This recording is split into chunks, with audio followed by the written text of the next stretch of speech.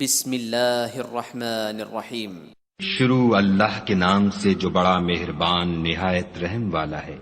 والتین والزیتون، انجیر کی قسم اور زیتون کی، وطور سینین، اور طور سینین کی، وهذا البلد الامین، اور اس امن والے شہر کی۔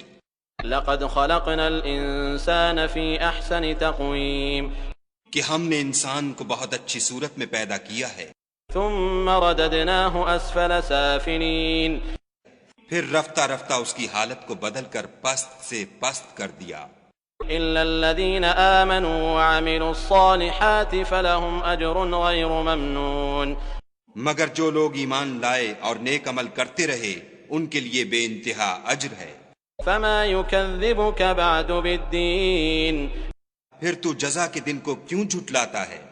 الیس اللہ باحکم الحاکمین، کیا خدا سب سے بڑا حاکم نہیں ہے؟